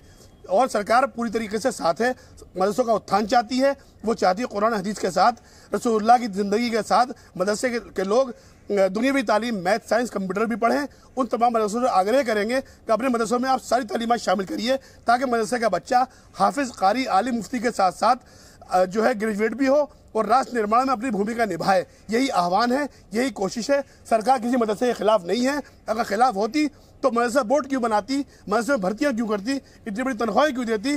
कि हमारे देश के प्रधानमंत्री बार बार कहते हैं हम मदरसों की अच्छी दिशा चाहते हैं, अच्छी दशा चाहते हैं। हम चाहते हैं कि देश के लिए मदरसों ने जो कारनामे अंजाम दिए हैं, ये मदरसे भी वही कारनामे अंजाम दे। ठीक है, आप जल्दी से अनुराग भदौरिया, ये जो पूरी राजनीति हो रही है मदरसों के इर्द गिर्द, ये क्यों हो रही है? सिर्फ वोट बैंक के लिए, या मदरसों की सही मायने में किसी को चिंता है? चलिए, आप आए तो सही, फर्जी चले गए क्या? जो बहुत बड़ा हमें ज्ञान दे रहे थे धर्म का, शायद है अभी, हाँ, तो उनसे भी एक बार सुनवा दीजिएगा हमने जो सुनाया था। चलिए, मैं आपका जवाब देता हूँ। चलो, कम से कम ये तो हुआ कि फर्जी लोगों का चेहरा उजागर हो जाना चाहिए। जो धर्म की ज्यादा बात करते हैं उनको कम से कम। आप अगर मुद्दे पर आ जाएंगे तो दर्शकों का वक्त बच जाएगा। मुद्दे पे आ रहा हूँ, मुद्दे पे आ रहा हूँ। आप दर्शकों की चिंता मत कीजिए। नहीं, मैं दर्शक, आप जनता की चिंता नहीं करते हैं ना सर, नतीजा आपके सामने है। मैं दर्शकों की चिंता करती हूँ सर, क्योंकि वो मेरी चिंता करते हैं, इसलिए मैं चिंता करती हूँ। आपके ज्ञान की जरूरत नहीं है, मुद्दे पर हल्ला मचाती है बस। नहीं, मुद्दे पर आ जाइए। चिंता करती हो, हल्ला मचाती है। अरे, आपके सर्टिफिकेट की जरूरत नहीं है, अपने आप को देख लीजिए, अपने आप को देख लीजिए। आपके सर्टिफिकेट के लिए काम नहीं करती हूँ। मुद्दे पर आपको बात करनी है सर, मुद्दे पर बात कीजिए। मुझे आपके सर्टिफिकेट की जरूरत नहीं है। ठीक है, आपको मैंने कोई सर्टिफिकेट नहीं दिया, आपको मैंने कोई सर्टिफिकेट नहीं दिया। आप ही खुद दूसरों को सर्टिफिकेट बांट रहे हैं, किसी को फर्जी बता रहे हैं, किसी को अल्लाह बता रहे हैं। आप डिसाइड कर लीजिए सर, आप डिसाइड कर लीजिए कि आप डिबेट करना भी चाहते हैं। आए हैं मदरसे पर डिबेट करने, बात शुरू कर दी गणेश जी की, यहाँ पर श्लोक का उच्चारण शुरू कर दिया। सर, डिसाइड कर लीजिए। सुनिए, ये ड्रामा के लिए नहीं होता, डिबेट और ड्रामा में अंतर होता है। डिबेट और ड्रामा में अंतर होता है। अगर मुद्दे पर बात करनी है तो 30 सेकंड है, अगले 30 सेकंड, अगले 30 सेकंड है, कोई बात नहीं। अगले 30 सेकंड अगर आपको बात करनी है तो मैं बोल लूं, चिल्ला लिया हो आपने तो। देखिए, दरअसल में भारतीय जनता पार्टी को एहसास हो गया है कि 2024 में उनकी जमीन खसक चुकी है। अब उनको मुद्दों पे चर्चा नहीं करनी है, ना आपसे करवानी है उनको। वो मुद्दों पे बात ही नहीं करना चाहते, जनता के मुद्दों पे चर्चा ही नहीं करना चाहते। वो ये सब मुद्दे लाके सिर्फ जनता का ध्यान डाइवर्ट कर रहे हैं, और कुछ कराना उनको नहीं है। आप वो देखते हैं, आज उनकी फंसी पड़ी है कि महंगाई, बेरोजगारी से लोग परेशान है, आत्महत्या कर रहे हैं। यहाँ चारों तरफ लोग महिलाओं पे अत्याचार बढ़ गया, तो आप कैसे इसको छुपाएं? कैसे यहाँ पे पार्टी का क्या स्टैंड है? कैसे छुपाएं? सुनिए, सुनो, मुझे बोलने अपना मुद्दा मैं खुद तय करती हूँ, आप अपनी पार्टी के नेता की सुनते होंगे। सुनिए, आप अपनी पार्टी के नेता की कही हुई बातों को करते होंगे। मैं इंडिपेंडेंटली अपना काम करती हूँ। नहीं, ये सब ड्रामा करने की जरूरत नहीं है। मदरसों के तो आपने जाया कर दिए। अगले 20 सेकंड है। नहीं, आप कुछ भी नहीं बोलेंगे सर, आप कुछ भी नहीं बोलेंगे। हाँ, कुछ भी नहीं बोलेंगे। आपकी पार्टी का मदरसों को लेकर जो सर्वे का है, मदरसों के सर्वे पर क्या स्टैंड है, इसके लिए आपको बुलाया गया है। इसके लिए आपको बुलाया गया है, गणेश वंदना सुनने के लिए नहीं बुलाया गया। स्क्रिप्ट नहीं पढ़ूंगा, सुन लीजिए, आपकी स्क्रिप्ट नहीं पढ़ूंगा, आपके एजेंडे पे नहीं चलूंगा, आपकी स्क्रिप्ट पढ़ने नहीं। एजेंडा तो आपका अपनी पार्टी का है, अपनी पार्टी का एजेंडा बताइए ना। हिंदू मुसलमान पर आप ज्ञान देते अच्छे नहीं लगते। जिस पार्टी की सरकार को सुप्रीम कोर्ट ने फटकार लगाई हो, ज्ञान देते हुए अच्छी नहीं लगती है। तो आइए मुद्दे पर आ जाइए। मुझसे ज्यादा तो आप ही चिल्ला रही है। अरे कोई, अच्छा चलिए, आपने तो मान लिया कि आप चिल्ला रहे हैं, बहुत बढ़िया।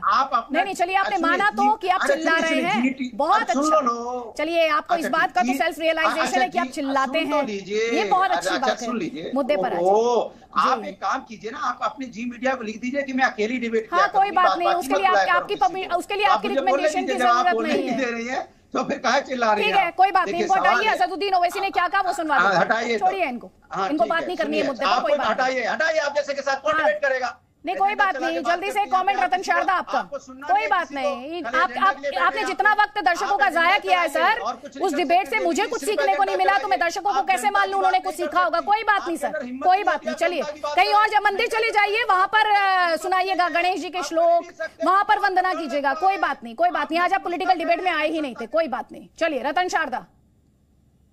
देखिए, इन्होंने, मैं एक ही बात का जवाब दूंगा। इन्होंने कहा कि ये बीजेपी मुद्दे पटकाती है। जो लोग मुद्दे नहीं बनाते टेररिज्म का, उस समय हर महीने बम फटते थे, और ये लोग वो लोग हैं जिन्होंने टेररिस्टों को छोड़ने की प्रयत्न किया था, और उन्होंने हाईकोर्ट ने मना किया। अब मेन मुद्दे की बात आती है जो इन्होंने ओवैसी जी ने कहा। ओवैसी ने कहा सर्वे बड़ा गलत है, उनको सर्वे से ऑब्जेक्शन है। ये ऐसे लोग हैं, इन्होंने कल को कहा सेंसस से भी ऑब्जेक्शन है, और ऐसी बहुत सारी कहानी है। सेंसस वालों को मोहल्ले में घुसना भी नहीं मिलता। ये बोलेंगे वोटर कार्ड मत बनाओ, ये बोलेंगे आधार कार्ड मत बनाओ, ये बोले कि आधार कार्ड को बैंक से लिंक मत करो। हर बात पे इनको समस्या है जहां पर लोगों की गिनती हो सकती है, जहां लोगों की पहचान हो सकती है। और जहां तक सर्वे का सवाल है, मैं स्वागत करता हूं, हर स्कूल का सर्वे होना चाहिए। इनको शायद पता नहीं कि जितने भी एडेड स्कूल होते हैं उनका सर्वे होता ही है कंपलसरी। और क्योंकि ये मदरसों का नहीं हो रहा, और क्योंकि आसाम में ऐसे किस्से आए हैं और यूपी में भी ऐसे किस्से आए हैं, वरना कोई रोहिंग्या निकलता है बर्मा से और सारी यूपी बिहार पार करता हुआ जम्मू पहुंचता है, सारी यूपी बिहार मध्य प्रदेश पास करके दक्षिण में पहुंचता है, मुंबई में पहुंचता है, तो कौन उनका साथ दे रहा है? कोई तो साथ दे रहा है ना। तो अगर साथ देने वाले को पकड़ना है तो सर्वे में अगर आता है कि नहीं ऐसा हो रहा तो भी सही बात है, अगर हो रहा है तो पता चलेगा। तो एनआरसी का डर क्यों? वापिस इन्होंने कहा मिनी एनआरसी, मैं तो कहा मिनी एनआरसी में पूरी एनआरसी सुप्रीम कोर्ट ने कहा है। क्या दिक्कत है? अगर आप नागरिक हैं आपको दिक्कत क्या है? तो सारा जो ड्रामा है ये कुपित भाव से केवल लोगों को भड़काना, लोगों को बहकाना, ये इनका भाव है। ये मुख्य कारण है। आसाम के सारे बॉर्डर के पास गवर्नमेंट के सर्वे हैं, आईबी के सर्वे हैं, लेफ्टिनेंट जनरल सिन्हा थे, उनका बयान था जनरल साहब का कि कैसे बॉर्डर के ऊपर लगातार मदरसे बढ़ रहे हैं नेपाल के साथ और कैसे उस स्मगलिंग के ह्यूमन स्मगलिंग के काम आते हैं। आप बहुत सीरियस कंसर्न्स तो सर्वे होना अच्छी बात है। ठीक है, आप जो सीरियस कंसर्न्स है वो उठा रहे हैं यहाँ पर। तौसीफ अहमद, अगर सर्वे हो रहा है तो दिक्कत क्या है? अगर कुछ आशंकाएं हैं, कुछ चिंताएं हैं, कुछ आपत्तियां हैं, तो सर्वे से डर क्यों है? रतन शाहदर जी, पहले तौसीफ अहमद खान, उसके बाद मैं आपको मंच दूंगी सर। देखिए अदिति जी, ये इन बातों में आरएसएस और बीजेपी अपना सेल्फ गोल कर दे रही है जब वो दो तरह की बात बोलती है। एक तरफ तो कहते हैं कि मदरसा से जो है आतंकवादी पैदा होते हैं, मदरसा को तोड़ देना चाहिए, और तोड़ भी देते हैं, जा करके बुलडोजर चला देते हैं। फिर दूसरी तरफ कहते हैं कि नहीं, हम तो मदरसा में बिल्डिंग अच्छा बना देंगे, मदरसा में इलेक्ट्रिसिटी ला देंगे, मदरसा में मॉडर्न एजुकेशन दे देंगे, मदरसा में फंडिंग दे देंगे। तो देखिए ये सेल्फ गोल वाली बात हो जाती है। इससे समझ में आती है कि वे कितने बड़े हिपोक्रेट हैं। अभी थोड़ी देर पहले दाढ़ी टोपी लगा करके अपने आप को इस्लामिक स्कॉलर बोलने वाले ने एक सर्टिफिकेट दे दिया कि भाई उत्तर प्रदेश सरकार की जो है नीयत बहुत अच्छी है, वो हमें मदद करना चाहती है, हमें मॉडर्नाइज करना चाहती है मदरसों को। तो उन्हें तो इस बात पे भी तर्क उठाना चाहिए कि ये सरकार ने जो सर्वे करने का बात किया है वो तो इसी बेसिस पे किया है कि यहाँ पे आतंकवाद पैदा होते हैं। तो पहले तो वो सरकार को क्लीन चिट दे रही कि हाँ हम आतंकवादी हैं, वो एक्सेप्ट कर ले रहे हैं ये जो दाढ़ी टोपी वाले हैं, और उसके बाद कह रहे हैं कि ये हमें मदद करने आए हैं। तो देखिए ये जो ज़कात का पैसा उठाकर अपना घर चलाने वाले लोग, उसी कौम को जो है रुसवा कर रहे हैं। आप जानते हैं ज़कात का कॉन्सेप्ट शायद आपको नहीं मालूम होगा अदिति जी, मैं बताता हूँ कि हर मुसलमान अपनी इनकम से 1% ज़कात के नाम पे दे देता है, और वो ज़कात का चंदा लेने आते हैं इन्हीं जैसे लोग, ये जो दाढ़ी टोपी लगा करके बने हुए ना इस्लामिक स्कॉलर। ये इस्लामिक स्कॉलर नहीं है, ये एंटी इस्लामिक है और स्कॉलर तो है ही नहीं। काफी बुरा लग गया, मैंने एक चीज तो नोटिस की आपको, सैयद असीम वकार को बहुत बुरा लग गया। इस तरीके से बुरा लग गया क्योंकि जिस फैसले पर आप सवाल उठा रहे तौसीफ अहमद खान, उस फैसले पर उन्होंने सरकार का समर्थन कर दिया। मैं तो देख रही हूँ ये कौन सी पार्टियां हैं जो लोकतंत्र की दुहाई देती हैं, जो अभिव्यक्ति की आजादी का झंडा बुलंद करती हैं। वो अभी थोड़ी देर पहले सैयद असीम वकार कह रहे थे ये तो मुसलमान ही नहीं है, आप भी कॉम पर ही आ गए। कुल मिलाकर आप अगर वो पर्सनली समर्थन कर नहीं, वो तो कह रहे हैं कि सारे मदरसे वाले समर्थन कर रहे हैं, ये तो झूठ बात है। तो आप बता दीजिए, चलिए आपको पता होगा 4 ऐसे ऑर्गेनाइजेशन बता दीजिए जो अपोज कर रहे हैं, चलिए आप बता दीजिए। वो तो झूठ बोल रहे हैं ना, आप सच बता दीजिए। आप बताइए, सच बताइए, आप जल्दी से बताइए। इस्लामिक स्कॉलर है, देखिए जाके बरेली शरीफ में। अरे आप बताइए ना कौन से 4 ऐसे संगठन हैं जो इसे अपोज कर रहे हैं, कहाँ इसे अपोज किया जा रहा है, बताइए, नाम बताइए। दाढ़ी टोपे वाले जो ढोंगी आ जाते हैं टीवी में बैठ करके लोगों को गुमराह करते हैं, उन्हें जो है अपनी बातों को तर्क चलिए, आपके पास तर्क नहीं है, आपसे बार बार पूछ रही हूँ, नाम गिना दीजिए 4, आप नहीं गिना पा रहे, आप नहीं गिना पा रहे, कोई बात नहीं। इस समय यूपी सरकार में मंत्री दानिश अंसारी हमारे साथ है। दानिश जी बहुत बहुत स्वागत है। आपने देखा किस तरह से आज पूरे दिन सियासत गर्म रही है। सवाल ये उठाया असदुद्दीन ओवैसी ने कि दरअसल इन मदरसों का ये सर्वे भर नहीं है, ये तो मिनी एनआरसी है। देखिए ओवैसी जी के साथ यही सबसे बड़ी समस्या है कि मुसलमानों की जब भी डेवलपमेंट की बात होती है ओवैसी जी को बुरा लगने लगता है। पता नहीं क्यों वो मुसलमानों को अच्छी शिक्षा, बेहतर भविष्य देने के विरोध में है।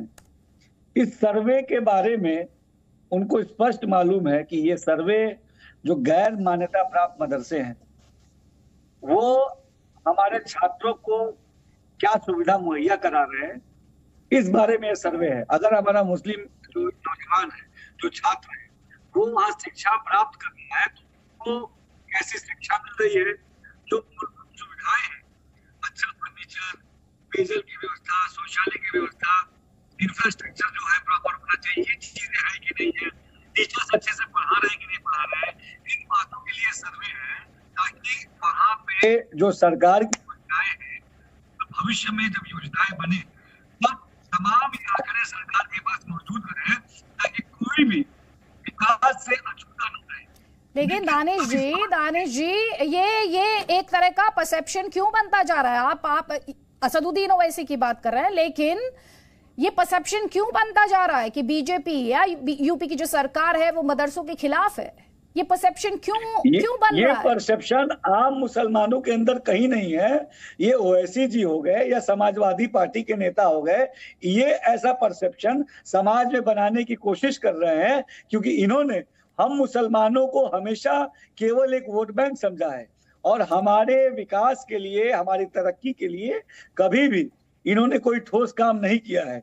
आज जब योगी सरकार मुस्लिम नौजवानों के तरक्की के लिए, अच्छी शिक्षा के लिए और बेहतर भविष्य के लिए ईमानदारी से काम कर रही है तो ये बात इन्हें नागवार इसलिए गुजर रही है कि इन्हें लग रहा है कि इनका वोट बैंक खिसक जाएगा। लेकिन आज का मुसलमान जागरूक मुसलमान है, ये जानता है कि उसके बेहतरी के लिए क्या अच्छी चीज है, इसीलिए वो पूरा विश्वास योगी सरकार पर रखते हुए हमारी नीतियों का समर्थन करता है और हम पूरी ईमानदारी से अल्पसंख्यक समाज के तरक्की के लिए काम करते हैं। लेकिन वो तो ये भी कह रहे हैं ना कि आप इन मदरसों का ही सर्वे क्यों करा रहे हैं? आप एक काम कीजिए, जितने सरकारी स्कूल हैं उनका सर्वे करा लीजिए। वो तो ये कह रहे हैं। सरकार हर जगह पूरी ईमानदारी से ग्राउंड लेवल पे काम करती है। बेहतर शिक्षा हमारा लक्ष्य है। अच्छी शिक्षा हमने अपने मुस्लिम यूथ को वादा किया था और इस वादे पे हम पूरी ईमानदारी से काम कर रहे हैं। और ओवैसी जी को मैं बताना चाहता हूं कि उनको भी मैं कहता हूं कि कोई अच्छी सजेशन हो तो उनको ये सजेशन देना चाहिए। नकारात्मक राजनीति से हटके उनको भी पॉजिटिव पॉलिटिक्स अब करना चाहिए। मुस्लिम यूथ को, जो हमारी महिलाएं हैं, उनके लिए सरकार जो योजनाएं चला रही है, इस योजनाओं की तारीफ उन्हें भी करनी चाहिए और उनको सजेशन देना चाहिए कि और अच्छा और इफेक्टिव हम इन योजनाओं को कैसे कर सकते हैं। लेकिन वो चीज नहीं करेंगे। प्ले करना चाहिए। वो ये कह रहे हैं कि बीजेपी तो मुसलमानों को हैरेस कर रही है। वो ये कह रहे हैं कि ये जो आपका सर्वे है दरअसल ये तो टारगेटिंग है, ये टारगेट किया जा रहा है मुसलमानों को। आप देखिए, आप एक बार ओवैसी जी से ये पूछिएगा कि मुसलमान के जो मदरसे हैं वहाँ एनसीईआरटी का कोर्स लागू करके दीनी तालीम के साथ साथ आधुनिक शिक्षा भी देने का काम अगर भाजपा सरकार ने, योगी सरकार ने किया है तो इसमें कहाँ से मुस्लिम हैरेस हुआ? मुस्लिम अल्पसंख्यक बहुल क्षेत्रों में प्रधानमंत्री जन विकास के माध्यम से इंफ्रा डेवलपमेंट का काम अगर योगी सरकार ने किया है तो इससे मुसलमान कहाँ हैरेस हो रहा है? हमारे मुसलमानों को रोजगार से जोड़ने का काम अगर योगी सरकार कर रही है तो इससे मुसलमान कहाँ हैरेस हो रहा है? तो मुसलमान के डेवलपमेंट में ओवैसी जी को और समाजवादी पार्टी को दिक्कत होती है। लेकिन ये आज का मुसलमान जागरूक मुसलमान है, ये अपना भला जानता है, इसीलिए उसको योगी जी पे और मोदी जी पे भरोसा है। और हम ईमानदारी से दानिश जी वो कह रहे हैं ये तो फंडामेंटल राइट का वायलेशन है। वो बार बार आर्टिकल 30 का जिक्र कर रहे हैं।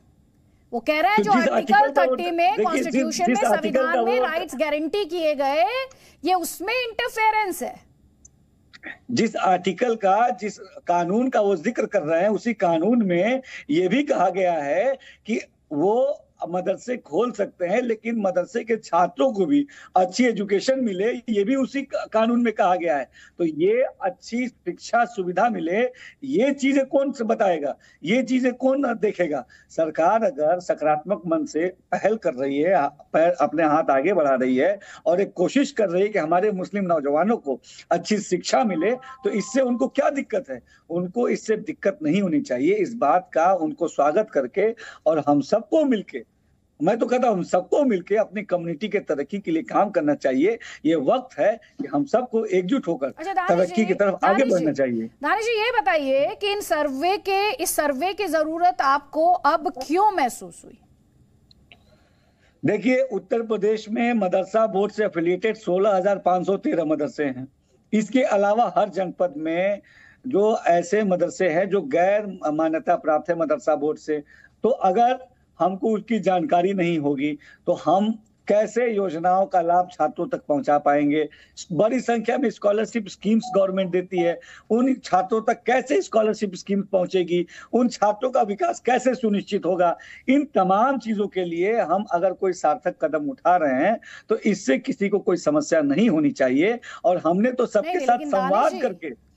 दानिश जी, जो उनका आरोप ये है कि आप जो मदरसों की छवि है उसे खराब करना चाहते हैं और करते आए हैं। कभी उसे आतंक के साथ जोड़कर, कभी उसे विदेशी फंडिंग के साथ जोड़कर, तरह तरह के आरोप लगाकर आप मदरसों को कटघरे में खड़ा करते आए हैं और मुसलमानों को इसके माध्यम से बदनाम करना चाहते हैं। इस पर आप क्या जवाब देंगे उनके आरोप? जो सर्वे है उसमें ना कहीं फंडिंग की बात आई है, ना कहीं कोई नकारात्मक बात आई है।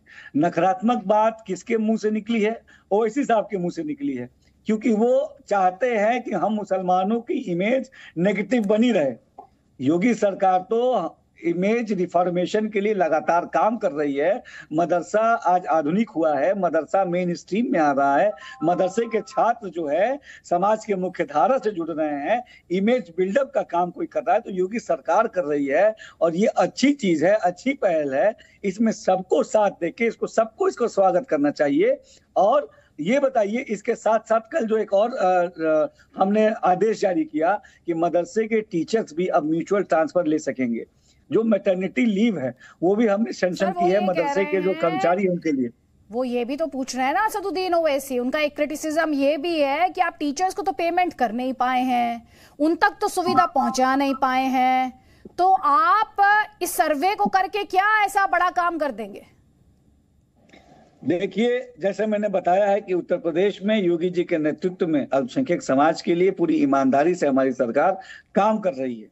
उनको, ओवैसी जी को कहीं भी ऐसा बयान नहीं देना चाहिए जिससे समाज में एक कंफ्यूजन पैदा हो। हम लगातार उत्तर प्रदेश के एक एक जन के विकास को सुनिश्चित कर रहे हैं और मदरसा एजुकेशन को हम लगातार डेवलपमेंट की तरफ ले जा रहे हैं। चाहे एनसीईआरटी कोर्स लागू करना हो, एनसीसी लागू करना हो, मदरसे को डिजिटलाइज करना हो, चाहे मदरसे के छात्रों को मेनस्ट्रीम में लाना। तनख्वाह भी 5 ही महीने की दे पाए हैं, वो तो बेसिक चीज, वो कह रहे हैं मूलभूत सुविधाएं नहीं हैं, क्या कहते हैं, आप वो नहीं दे पाए हैं, सैलरी नहीं दे पाए हैं, जो बच्चों को फैसिलिटीज दी जानी चाहिए वो आप मुहैया नहीं करा पा रहे हैं और आप काम नहीं कर पा रहे हैं। इसीलिए आप हमेशा एक अलग ही लाइन पर चलने लगते हैं।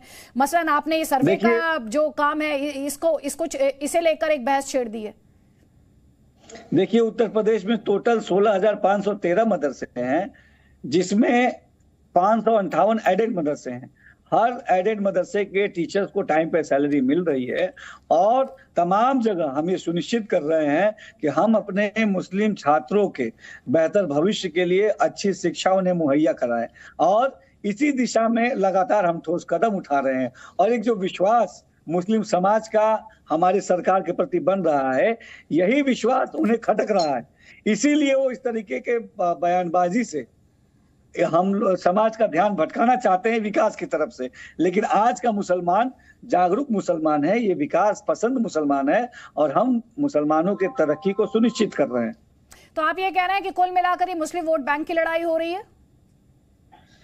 देखिए, हमारी सरकार ईमानदारी से वोट बैंक के लिए नहीं, समाज की सेवा के लिए काम करती है। ओवैसी जी अपनी पॉलिटिक्स, नेगेटिव पॉलिटिक्स करते हैं, समाज का ध्यान भटकाने के लिए ऐसा काम करते हैं ताकि उनकी राजनीति की दुकान चल सके। लेकिन आज का जागरूक मुसलमान ये जानता है कि उसके बेहतरी के लिए क्या चीज अच्छा है और वो इसीलिए हमारी सरकार पर विश्वास करते हुए हमारे साथ कदम से कदम मिलाकर तरक्की की तरफ आगे बढ़ रहा है।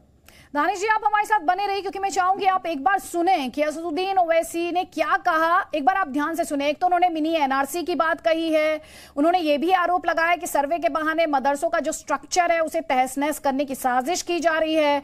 वो ये भी दावा करते हैं कि सरकार को नॉन एडेड मदरसों के सर्वे का तो अधिकार ही नहीं है, राइट ही नहीं है। सुनिए। ये सर्वे उत्तर प्रदेश के मदरसा एजुकेशन बोर्ड के रजिस्टर्ड नहीं है, ये प्राइवेट मदरसे हैं, अनएडेड है, सरकार से इनको कोई ग्रांट नहीं मिलती है। तो आपको इसका सर्वे करने का मकसद क्या है? भारत के संविधान में आर्टिकल 30 के तहत कोई भी माइनॉरिटी अपने पसंद के एजुकेशन इंस्टीट्यूट को खोल सकता है। आप उसमें क्यों मदाखलत करेंगे, इंटरफेयर करेंगे? उत्तर प्रदेश में जो मदरसे सरकार से रजिस्टर्ड और रिकग्नाइज हैं, 5 साल से उनको तनख्वाह नहीं दी गई है। आप उनको तो तनख्वाह दीजिए पहले। ये सर्वे आप चलिए, आप ये सर्वे क्या विद्या मंदिर में करेंगे, सरस्वती शिशु विहार में जाकर करेंगे ऐसे सर्वे? आप यहीं क्यों सर्वे किए जा रहे हैं? आप ये सर्वे करके इन मदरसों में आप हैरेसमेंट करेंगे, तकलीफ देंगे।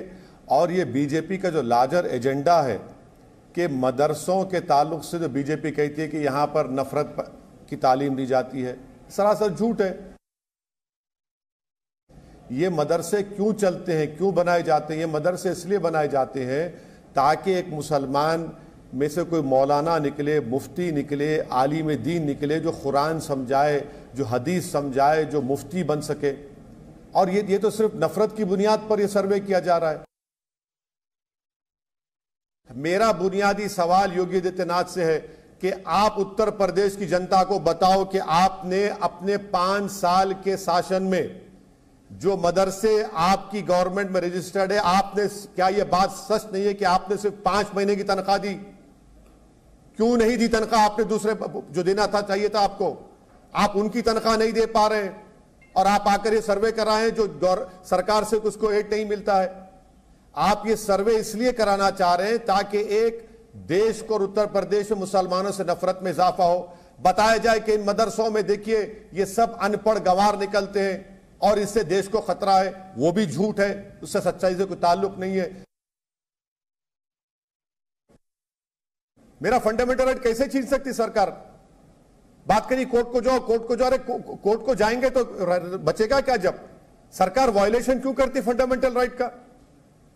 आर्टिकल 30 का फंडामेंटल राइट है और राइट टू एजुकेशन एक्ट भी उन स्कूलों पर अप्लाई नहीं होता जो माइनॉरिटी स्कूल्स हैं। मगर हर वक्त अगर बोलना है कोर्ट को चले जाओ, कोर्ट को चले जाओ, फिर सरकार भी बंद कर दीजिए ना। सुप्रीम कोर्ट के चीफ जस्टिस ऑफ इंडिया को प्राइम मिनिस्टर बना दीजिए, इलाहाबाद हाई कोर्ट के चीफ जस्टिस को बोलिए कि आप मुख्यमंत्री बन गए। ये क्या बात है? कोर्ट को जाइए, कोर्ट को जाइए। अब आप वायलेशन क्यों करते हैं? आप में हिम्मत नहीं है सर्वे कराने की प्राइवेट स्कूलों की। आप शर्माते हैं क्योंकि आपको मालूम कि आपकी नाक पे कालिक लग जाएगी अगर गवर्नमेंट, उत्तर प्रदेश के गवर्नमेंट स्कूलों का सर्वे होगा। आप बुरी तरह एक्सपोज हो जाएंगे। कितने टीचरों की वैकेंसी है बताइए? आप फिल कर रहे हैं उसको। सिर्फ टारगेटेड उन मदरसों को जो सरकार से कोई एड नहीं मिलती करा रहे हैं आप। तो असदुद्दीन ओवैसी, आपने देखा किस तरह से गुस्से में जिस तरह यूपी सरकार द्वारा ये फैसला लिया गया प्राइवेट मदरसों के सर्वे का, उसे लेकर वार पलटवार लगातार जारी है। एक एक कमेंट जल्दी से यहाँ पर कासमी साहब, मैं आपका कमेंट चाहती हूँ। हमने सुना यूपी सरकार में मंत्री दानिश जी ने काफी कुछ एक्सप्लेन करने की यहाँ पर कोशिश की, लेकिन सवाल ये भी है कि इस वक्त इस तरह से सर्वे कराए जाना और असदुद्दीन ओवैसी की जो आशंका है उन्हें यह है कि ये साबित करने की कोशिश, ये मंशा है इसके पीछे, इस सर्वे के पीछे, कि मुसलमानों को किसी तरह से बदनाम किया जाए। ये फियर उत्तर प्रदेश में जो मदरसे हैं या जो मदरसे संचालक हैं वो इन एलिगेशंस को कैसे देखते हैं? देखिए, स्कूलों का, शिशु मंदिरों का और जितने भी प्राइवेट इदारे हैं जो भी रजिस्टर्ड है उनका जिला एजुकेशन अधिकारी सर्वे करता है और अल्पसंख्यक अधिकारी जो है मदरसों का, जो गवर्नमेंट एडेड मदरसे हैं उनका सर्वे करते हैं। ये प्राइवेट मदरसे हैं, इनका सर्वे कभी नहीं हुआ, इसलिए पहली बार हो रहा है, अच्छे तरीके से हो रहा है। यूपी के तमाम मदरसों ने, दारुल उलूम देवबंद, नदवा, अलीगढ़ और जामिया के इदारे जो मदरसे हैं उसके अलावा बरेली हजरात के, देवबंदियों के, अहले हदीसों के, जमात इस्लामी के, सभी ने इस फैसले का स्वागत किया है। ओवैसी जी उत्तर प्रदेश के मुसलमानों को बहकाकर फिर नए विवाद में झोंकना चाहते हैं, इसलिए मदरसे के लोग इस बात को समझते हैं। इसलिए किसी आलिम ने ओवैसी जी के बयान का समर्थन नहीं किया है। सर्वे होगा मदरसों के उत्थान के लिए, अच्छी तालीम के लिए, जो फैसिलिटीज़ वो चाहते हैं वो उन्हें मिले। उनकी क्या हालत है सरकार को मालूम हो, सरकार को मदद कर सकती है तो सरकार उसमें करेगी, और मदरसे के तमाम लोग मुतमईन रहे। सरकार दुश्मन नहीं है मदरसों की, मदरसों के लिए अच्छा चाहती है। तौसीफ, यहाँ पर आप सुन रहे हैं कासमी जी कुल मिलाकर ये कहना चाह रहे हैं अगर सर्वे से कुछ अच्छा होता है तो सर्वे अच्छा है। अदिति जी देखिए, सीधी सी बात है कि ये महाशय जो है दाढ़ी टोपी में कासमी साहब ये कह रहे हैं कि सरकार की इस फैसले को, सर्वे कराने वाले फैसले को ये समर्थन करते हैं। अच्छी बात है, आप कर सकते हैं, आपका हक है। आप समर्थन किस वजह से करते हैं वो आप गिना दीजिए कि इससे क्या क्या फायदा होने वाला है। दूसरी बात आप ये भी बता दीजिए कि सरकार जो इल्जाम आए दिन सरकार के नेता लगाते रहते हैं कि मदरसों को डिमोलिश करते रहते हैं, तोड़ते रहते हैं, कहते हैं कि आतंकवाद है, आप क्या उस बात का भी समर्थन करते हैं? जवाब दे रहे हैं। तीसरी बात, जवाब ले लीजिए, दो सवाल पूछे ना, जवाब ले लीजिए। कासमी जी जवाब, तौसीफ साहब आप देवबंद का नाम ले रहे हैं, जवाब ले लीजिए सर, जवाब ले लीजिए ना तौसीफ, आप बरेली जवाब ले शरीफ का नाम लीजिए। रहे हैं, कासमी आप जी, अपनी बात बोलिए। कासमी जी, आप ना देवबंद के कासमी स्पोक्सपर्सन जी, हैं, ना बरेली शरीफ के स्पोक्सपर्सन है, ना ठीक है। आप क्यों इतने विचलित हो रहे हैं?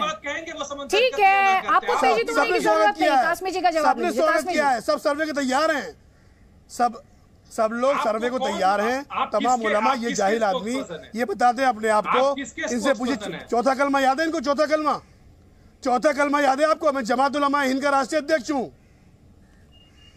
जमाते इल्म का, जमाते 100 कुछ मदरसे जमात के अंडर में चलते हैं। बड़ी बड़ी बदकिस्मती हुई। आप दाढ़ी या टोपी वाले हमारे अपने चलते हैं देश के अंदर। तुमको किस तरह की बातें कर रहे हैं? समझे? तपड़ाक मारेंगे तुमको। एक सेकेंड, किस तरह की भाषा है तौसीफ अहमद खान? चौथा कलमा याद है? किस तरह की भाषा है? चौथा कलमा याद है?